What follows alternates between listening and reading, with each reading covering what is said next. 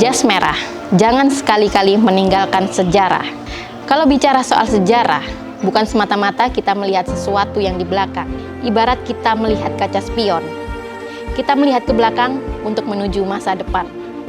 Pidato Bung Karno di sidang umum PBB tahun 1960 telah ditetapkan sebagai Memory of the World oleh UNESCO.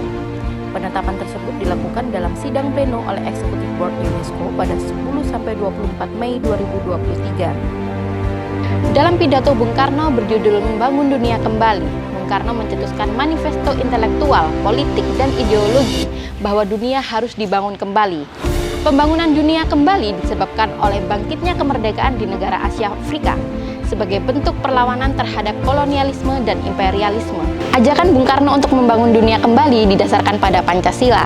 Sebagai bapak bangsa sekaligus penggali Pancasila, di forum dunia yang dihadiri para pemimpin dunia itu, Bung Karno menawarkan dan mengenalkan Pancasila sebagai ideologi internasional. Di pidato tersebut, Bung Karno menyampaikan argumentasi kenapa setiap negara perlu mengadopsi Pancasila sebagai ideologi kenegaraannya. Bung Karno membuktikan bahwa nilai-nilai Pancasila tidak hanya bersifat nasional keindonesiaan, tetapi universal dan internasional. Bung Karno bahkan mengusulkan pada sidang umum PBB agar Pancasila dimasukkan ke dalam piagam PBB.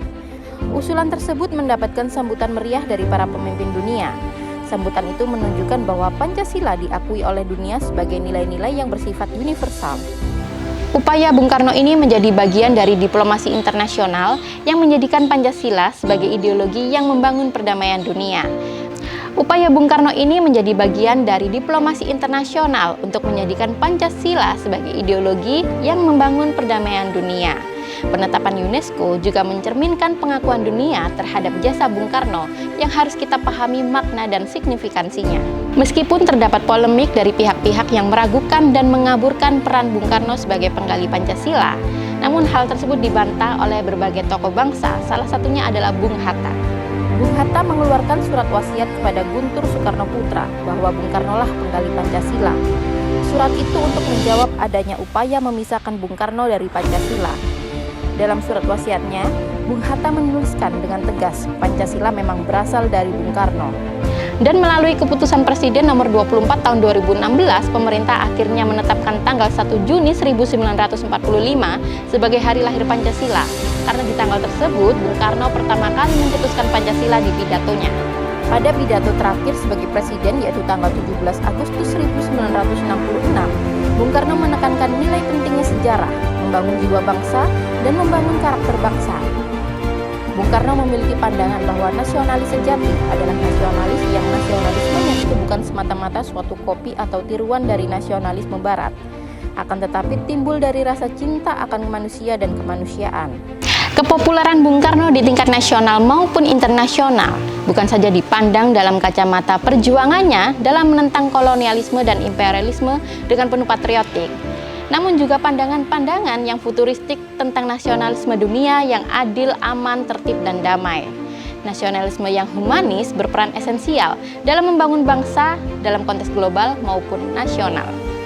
Bung Karno dipandang sebagai tokoh dunia yang berani dan tegas, yang berwawasan nasionalisme perikemanusiaan.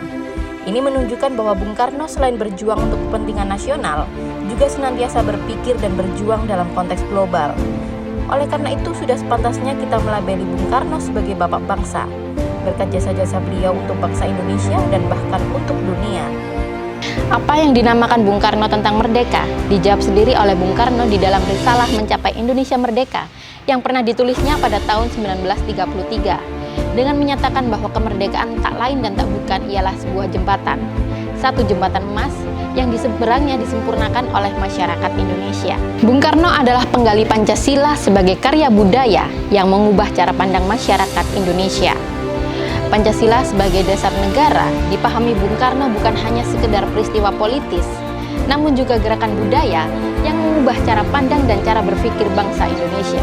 Pancasila yang digali dan dilahirkan oleh Bung Karno mengandung nilai-nilai yang sangat ideal sebagai dasar filosofi, ideologi negara, dan pandangan hidup bangsa Indonesia yang harus benar-benar diupayakan secara cerdas, konsekuen, konsisten, dan bertanggung jawab oleh segenap masyarakat Indonesia sesuai kapasitasnya masing-masing.